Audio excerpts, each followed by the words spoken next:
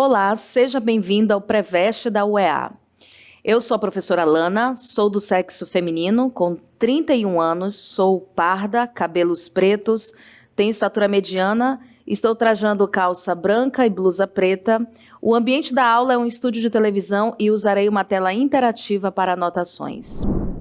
O tema da aula de hoje é estratégias de leitura, gêneros textuais e textos mistos. Caro aluno, a prova da UEA, ela tem uma tendência a ser uma prova interpretativa.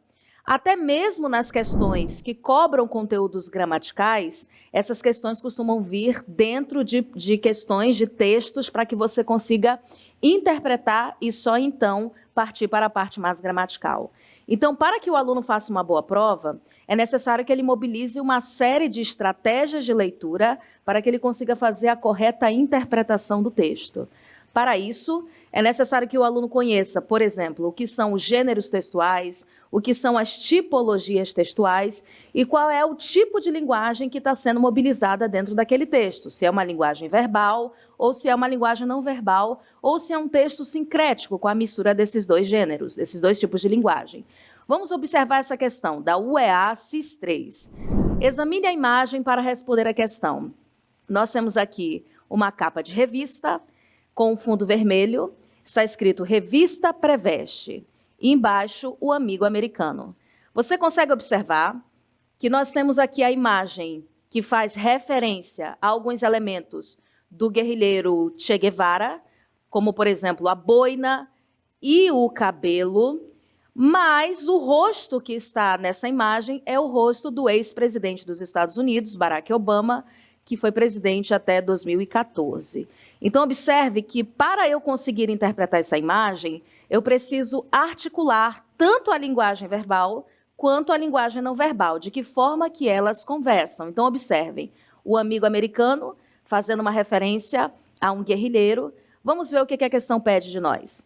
A capa da revista faz uma referência irônica à reaproximação dos dois países por meio da, observe o que diz a letra A, correspondência literal entre os propósitos diplomáticos norte-americanos e os do governo revolucionário de Cuba. Pessoal, não tem nada, nem na linguagem verbal, nem na visual, que faça referência a essa correspondência de propósitos diplomáticos. Essa informação ela está muito além daquilo que o texto me oferece. A alusão às tendências esquerdistas do presidente norte-americano também não. Nós não estamos observando nenhum tipo de ideologia sendo defendida na imagem. É apenas uma fusão. Olha o que diz a letra C, fusão da imagem de um guerrilheiro que combateu pela Revolução Cubana com a atual presidente dos Estados Unidos. Lembrando que a capa é de 2014, época que ele ainda era presidente. Então, nós já encontramos a nossa resposta. Mas vamos ler as outras só para desencargo de consciência. Denúncia de incorporação pelo Estado norte-americano. Pessoal, olha o verbo que começa a alternativa, denúncia. Não há nenhum tipo de denúncia dentro dessa questão. E a letra E diz, combinação da foto do presidente cubano com a de um importante líder da luta pelos direitos civis nos Estados Unidos. Na verdade, ele trocou, né? O presidente é o presidente dos Estados Unidos e o guerrilheiro na luta pelos líderes, pelos direitos civis, é, na verdade, de Cuba. Então, fez uma troca aí dos dois personagens. Nesse sentido, a única alternativa correta é a letra C, fusão da imagem do guerrilheiro com a do presidente dos Estados Unidos. Pessoal, a questão número 2, ela não apresenta para a gente linguagem não verbal, ou seja, a gente não trabalha com a imagem. Nesse caso, você precisa saber se esse tipo de texto é narrativo, descritivo, argumentativo, ou seja, qual é a tipologia textual que você está lidando com aquele texto. Bem, já adianto para vocês, esse texto ele é argumentativo. Quando você lida com um texto que é argumentativo, você precisa, evidentemente, saber quais são os argumentos que são mobilizados pelo autor daquele texto para defender um ponto de vista. Então, vamos fazer a leitura para você conseguir captar essa ideia. Na Baixada Amazônica, o predomínio da água e da mata restringiam as ocupações agrícolas e pastoril. Lavoura existia apenas nas proximidades dos povoados maiores, limitada à cana, ao café, a poucos cereais e à mandioca. O povo alimentava-se de peixe fresco, pegado diariamente pelos múltiplos e engenhosos processos recebidos dos indígenas. A extração de produtos florestais, cacau, salsa, piaçaba, cravo, ocupava a maioria da população masculina em certas quadras do ano, marcada pelas enchentes e vazantes do rio-mar, durante as quais as aldeias ficavam reduzidas a velhos e meninos e mulheres. Essas fabricavam louça, pintavam caetés, não raro, reveladoras de talento artístico. Claro, aqui há uma opinião sendo emitida, mas não há aquele argumento sendo defendido do início ao fim, é mais uma descrição da forma como os ribeirinhos, como essas populações amazônicas viviam. Vamos ver o que é que o enunciado pede da gente. E olha, às vezes, as alternativas, elas nem estão erradas, elas só não respondem àquilo que o enunciado está pedindo de você. Observe o que a questão está pedindo. O historiador Capistrano de Abreu descreve o processo da colonização portuguesa da Amazônia. Segundo o historiador, a ocupação colonial da Baixada Amazônica foi, vamos lá, a letra A diz o seguinte: impedida de se realizar devido à inexistência de terra firme que permitisse a instalação das cidades. Pessoal, se nós voltarmos aos textos, nós percebemos que houve sim uma atividade de extração de produtos florestais, como o cacau, a salsa, a piaçaba, como aparece aqui, ó, em cima, nessa parte que eu estou grifando aqui para você. Então, a gente já consegue eliminar a letra A. Ela, obviamente, não é a resposta, até pelo verbo que começa, impedida, não estava. A letra B diz o seguinte: sustentada pelo emprego de uma agricultura itinerante que exigia a abertura permanente de clareiras na mata. Ó, pessoal, em momento algum, nesse texto foi citada a presença de clareiras, ou de queimadas, ou de algo relacionado a isso no texto. Então, essa informação, ela sequer aparece no texto, ela não pode ser a nossa resposta. Vamos para a próxima. A letra C diz: propiciada por uma sabedoria de coleta de recursos naturais, acumulada no tempo pelas sociedades nativas, aquelas que vivem naquela região. Cara, essa informação, ela está lá dentro do texto, ela pode ser a nossa resposta. Vamos olhar as outras. Quase que exclusivamente voltada para a necessidade de sobrevivência humana. Opa, eu já consigo identificar que a letra D também está errada, porque olha o que ele disse no final. Estas, as mulheres e as crianças, fabricavam louça, pintavam coetés e, não raro, reveladoras de, olha, eu vou deixar grifado aqui para você, talento artístico. Então, não era pura e simplesmente para sobrevivência. A gente vai ter também uma questão artística. A letra D também está eliminada. Essencial para que os espanhóis instalados nas regiões das minas do vice-reino do Peru pudessem exportar os seus materiais preciosos. Pessoal, em nenhum momento desse texto é narrado para a gente a presença de espanhóis, então também está errada. A nossa resposta, portanto, só pode ser a letra C, propiciada por uma sabedoria de coleta de recursos naturais, isso foi citada no texto, acumulada no tempo pelas sociedades nativas, ou seja, sociedades que dali eram originárias e que habitavam aquela região. Então, vamos agora para a questão de número 3. Para responder a questão, leia o texto abaixo. Foi necessário que transcorressem centenas de milhares de anos antes que a sociedade humana surgisse daquelas manadas de macaco, mas afinal surgiu. E que encontramos como sinal distintivo entre a manada de macacos e a sociedade humana? O trabalho. Então aqui a gente já observa uma informação importante para a gente conseguir interpretar esse texto. Continuando. O trabalho começa com a elaboração de instrumentos. Só o que podem fazer os animais é utilizar a natureza e modificá-la pelo fato da sua presença nela.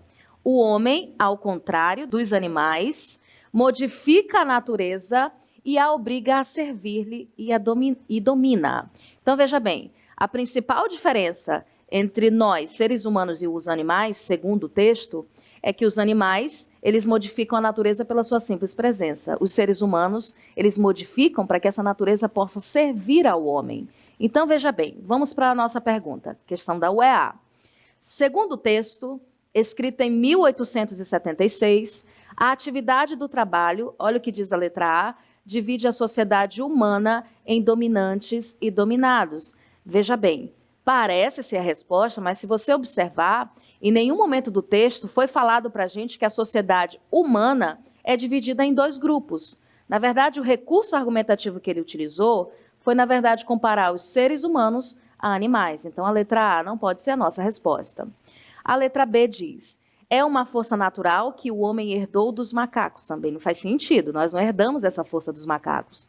Estabelece a harmonia entre homens e seres naturais. O texto não fala de uma harmonia, mas de uma dominação. Está na origem do sentimento humano de religião? A letra D é absurda. Em momento nenhum o texto faz referência à questão religiosa. E a letra E permite aos homens controlar o mundo natural? Sim, pessoal, se a natureza serve o homem, obviamente há um controle desse mundo natural. Então, a única resposta possível é a letra E, certo? Então, vamos para a questão de número 4. Pessoal, aqui vocês podem observar que se trata de um texto que articula tanto a linguagem verbal quanto a linguagem não verbal, certo? Nós temos aqui uma tirinha. Olha o que diz o enunciado. Considere a tirinha para responder a questão. Então, vamos lá. Palestra sobre os tempos modernos. Nós observamos aqui que há um personagem que está palestrando em um púlpito, né, para uma plateia. E aí ele diz o seguinte: muitos acreditam que idosos servem apenas para piorar a fila dos bancos. Aí alguém da plateia pergunta: a polícia não pode estraçalhar todos eles? E ele responde: não, porque nem todos eles são pobres. Então, você observa que aqui tem uma mensagem que, embora ela não esteja explícita no texto, ela fica subentendida. Se as pessoas fossem pobres, a polícia provavelmente estraçalharia essas pessoas, certo? Então, vamos lá para ver o que a questão está pedindo da gente. A tirinha expressa de maneira ácida a ideia de que, prof, por que o enunciado está dizendo que ela trabalha de maneira ácida? Porque se você observar, a palavra estraçalhar, ela é uma palavra dura, né? Então é uma crítica que está sendo feita de maneira bastante ácida, né? Ou seja, grotesca. Olha o que diz as alternativas. As populações mais pobres estão sujeitas à violência policial. Pessoal, não foi exatamente essa informação que ficou nas entrelinhas do texto? Mas vamos para as outras, vamos ver o que elas dizem. A violência policial contra a população é justificável em determinados casos. Pessoal, em nenhum momento há a defesa ou a justificativa de casos de violência. Ele está apenas constatando um fato, de que se essas populações fossem pobres, elas estariam sujeitas à violência. Os bancos deveriam dar atendimento preferencial aos idosos. Gente, não tem nada no texto que faça a gente chegar a essa conclusão. A letra D diz o seguinte: as filas dos bancos devem ser respeitadas a fim de garantir os direitos sociais a todos. Aqui no texto, a gente encontra somente uma crítica à violência policial. Não há uma defesa dos direitos dos idosos. A letra E diz o seguinte: a polícia deveria tratar os idosos como trata os jovens, e sequer no texto há referência a essa questão da juventude. Portanto, a resposta correta só pode ser a letra A. Certo, meus queridos? Só uma observação aqui para vocês. Quando a gente trata de textos que trabalham tanto a linguagem verbal quanto a linguagem não verbal, é muito interessante que você saiba articular de que forma que essa imagem verbal, que essa imagem e a linguagem verbal se articulam dentro do texto. No caso das tirinhas, das charges, dos cartoons, por exemplo, é interessante observar como que os balões de fala eles são construídos, qual é o tipo de linguagem que está sendo utilizada, se é a linguagem coloquial, se é uma linguagem mais culta, o que é que está sendo tratado no texto e, obviamente, você precisa saber qual é o tema geral que está sendo tratado naquela tirinha. Lembrando que nem toda a tirinha trabalha com humor, no caso dessa é apenas uma crítica. Na aula de hoje, nós vimos o assunto de estratégias de leitura, tipologias textuais, que são assuntos importantes para o vestibular da UEA. Siga o Preveste nas nossas redes sociais para mais aulas como essa. Até mais. Tchau, tchau. Abraços.